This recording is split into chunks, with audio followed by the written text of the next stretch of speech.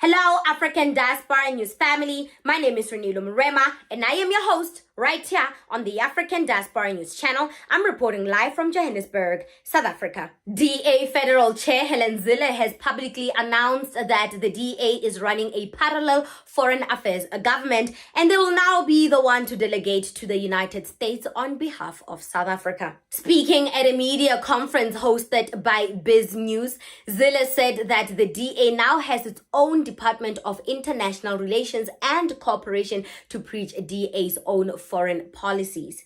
She said the DA delegation was recently in America to meet the Trump administration to contradict what South African Minister of International Relations and Cooperation, Ronald Lamola, and President Cyril Ramaphosa have been saying about South Africa and the current political climate we are currently facing.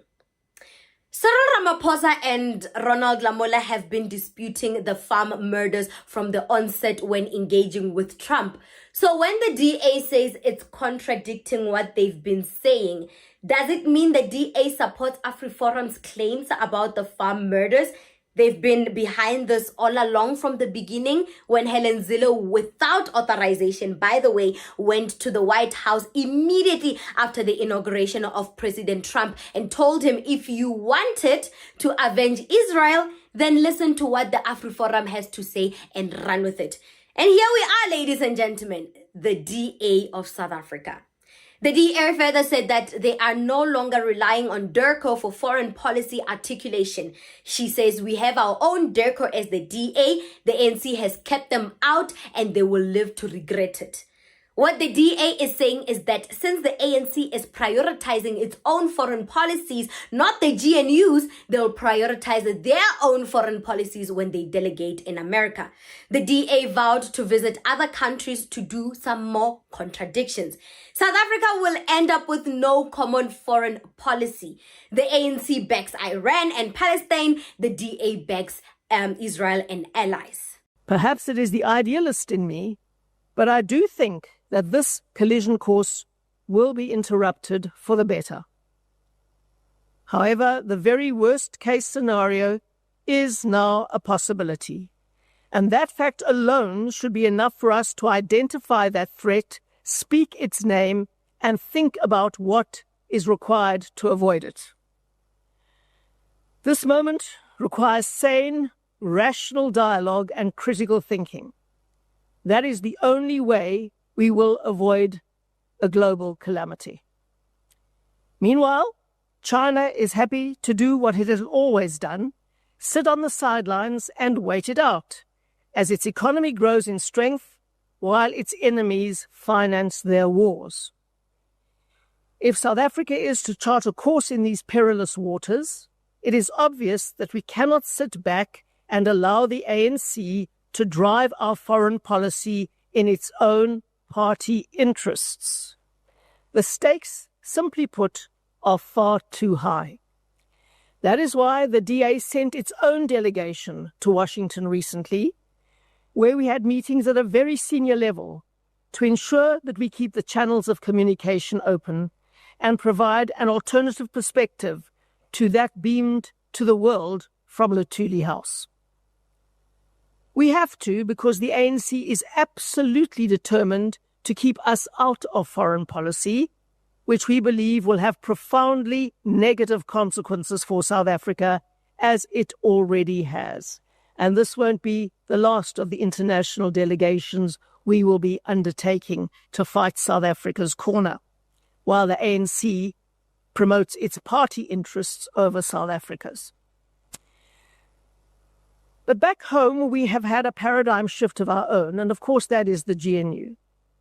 The 2024 election was emblematic of the trend. Everything is pointing to independence. What is the point of being a president if no one respects you? When everybody can now have their own delegations parading around the world singing a different tune. We look stupid. We look stupid and unorganized. And it was the DA's plan all along. Infiltrate the ANC and disorganize them. Didn't I say when the ANC got into bed with the DA if their policies or some of their policies are aligned? Didn't I ask that?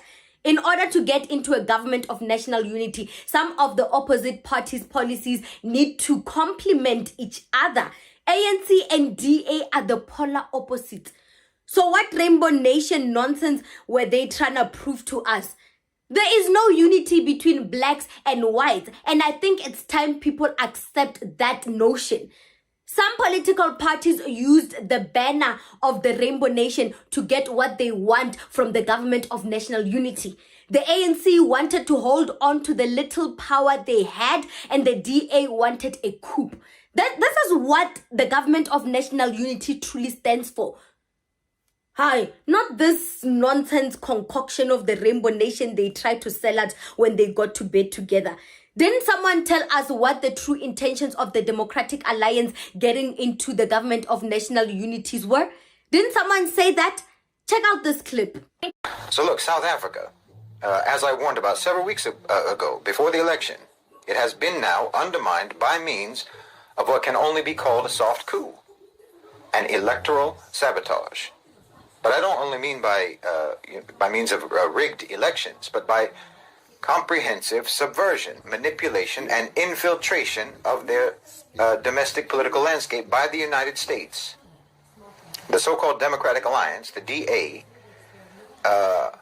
which has been supported by outsiders, by the West, by the National Endowment for Democracy, and so on, by Western private sector power, collaborating with private sector power in South Africa, has now been able to move its way into a ruling coalition with the ANC.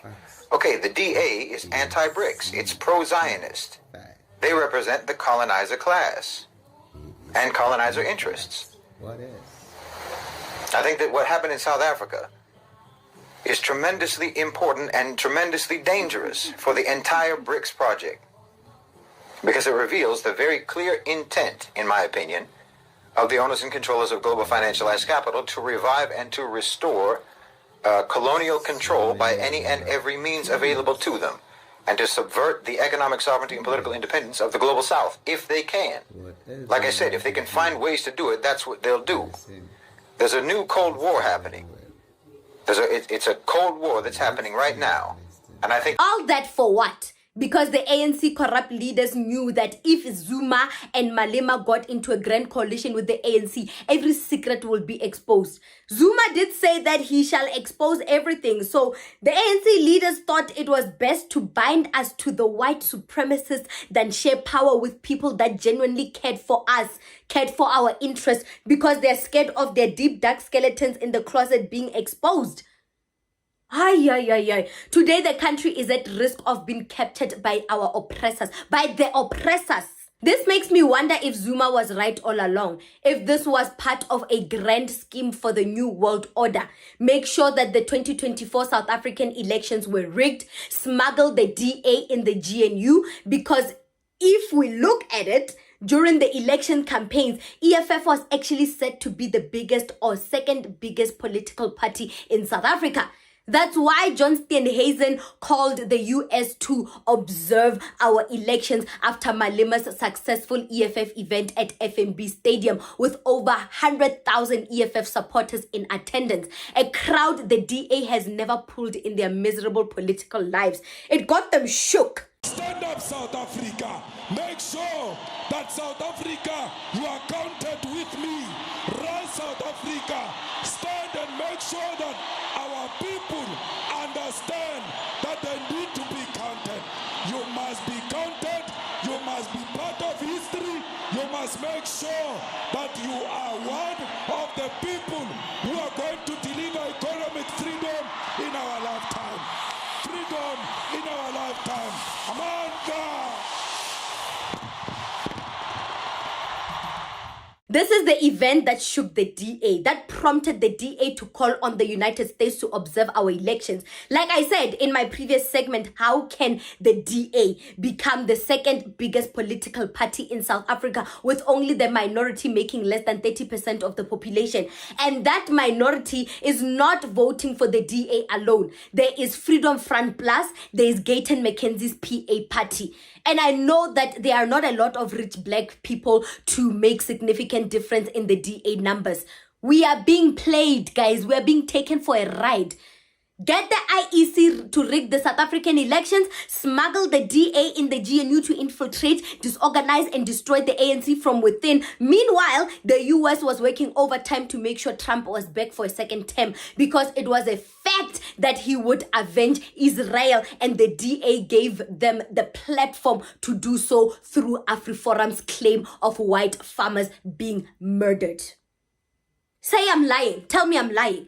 We all know this is not about land reform policies and white farmers being killed.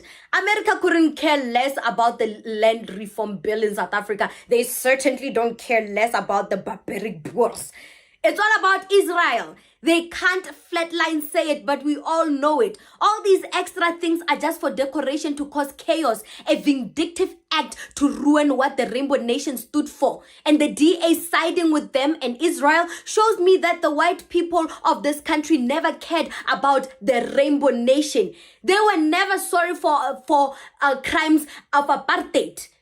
They never even cared to live in the band of the Rainbow Nation. Remember when I told you that the Rainbow Nation was to bind black people while they are busy planning to come back, busy planning their comeback? Didn't I say so? Didn't I tell you that we are the only ones participating and respecting the Rainbow Nation? They're not doing anything. The Rainbow Nation was to keep us like this while they're planning the political climate that we're facing today. Say I'm lying. I'm voting for the DA because we are a democracy and they are so good with service delivery. Have you seen the slums in Cape Town? Have you seen the slums surrounding Cape Town where the black people live? The DA is only good with the city of Cape Town that you see on Instagram because it's predominantly resided by white people. Only they're good at that. Black people live in the slums around Cape Town. And you talk about good service delivery. Have you seen Tshwane? Tshwane owes millions of rands to Eskom. Tshwane does not have clean waters. People are dying of cholera. And remember, the municipality of Tshwane is run by the DA. It was won by the DA back in 2016, around that time. And look at Tshwane, what it is today. What good service delivery is this? Don't nonsense us. Just because you have a couple of dollars now, you think you've made it. You are still black. They don't consider you as anything. You're still black. You can try to act a clever black. You can try to elevate yourself using your resources and money. But at the end of the day, you're still black. You're black. What do you think about this segment? Comment to us in the comment section below. Don't forget to like and share the broadcast. Subscribe to our YouTube channel. Hit that notification bell so you don't miss these groundbreaking conversations.